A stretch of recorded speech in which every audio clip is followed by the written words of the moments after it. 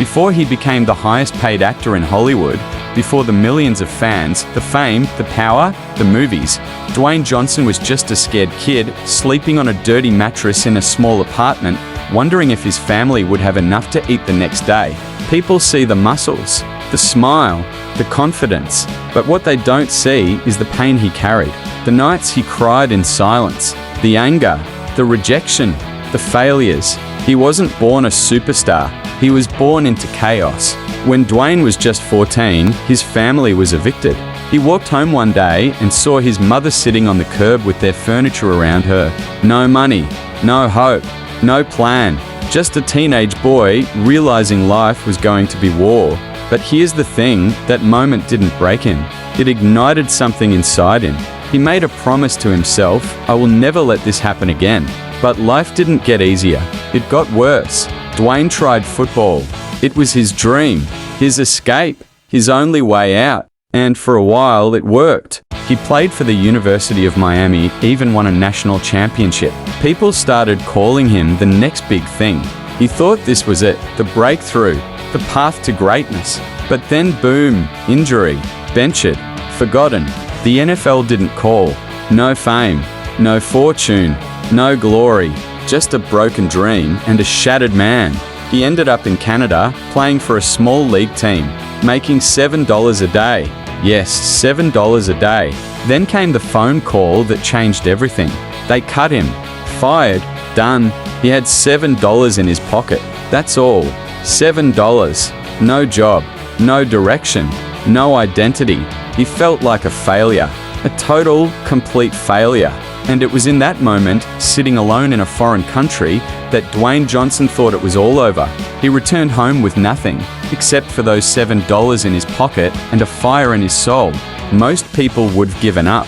Most people would have said, it's over. But not Dwayne. Because sometimes, rock bottom is the foundation you need to rise. He looked at himself in the mirror and said, I may have failed, but I'm not a failure. And with nothing left to lose, he turned to the one thing he always ran from, wrestling. His father was a professional wrestler, and Dwayne had resisted following in his footsteps. But now, it was all he had. He trained like a man possessed. No shortcuts, no excuses. Every rep, every fall, every bruise. He went to the WWE, and guess what? They booed him. Yes, the crowd hated him. They chanted, die, Rocky, die. They rejected him. He was supposed to be the hero, instead, they made him the villain. But that was exactly what he needed. He stopped pretending. He found his voice. And the world was about to meet The Rock.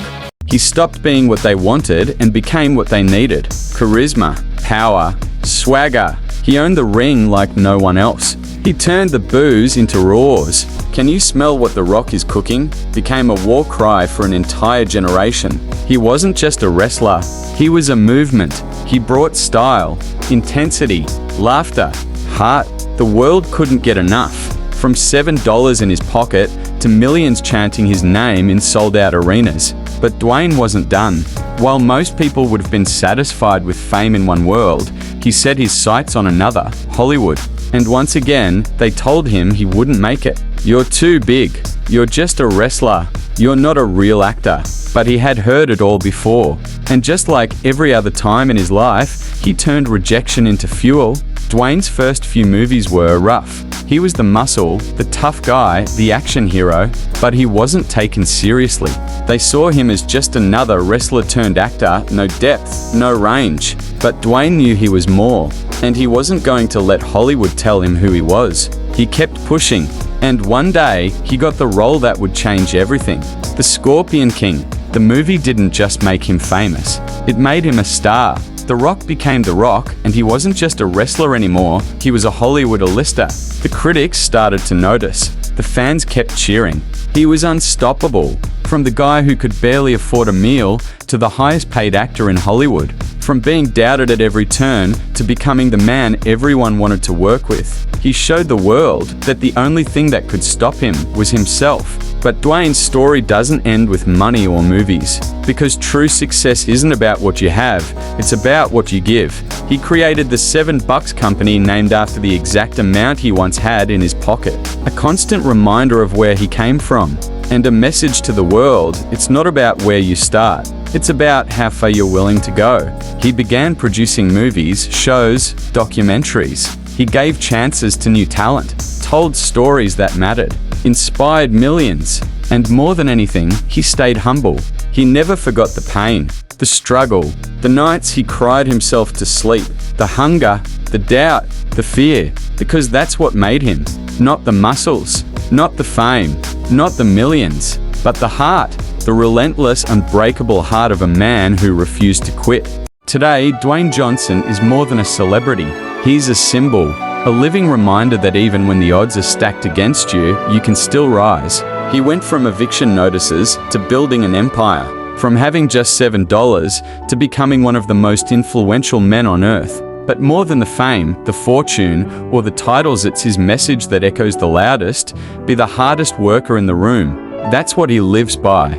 That's what he teaches. And that's what has inspired millions to get up, keep fighting, and never settle. Because in the end, it's not about how many times life knocks you down. It's about how many times you rise back up. Dwayne "The Rock" Johnson didn't just change his own life. He changed ours. And if he could do it, so can you.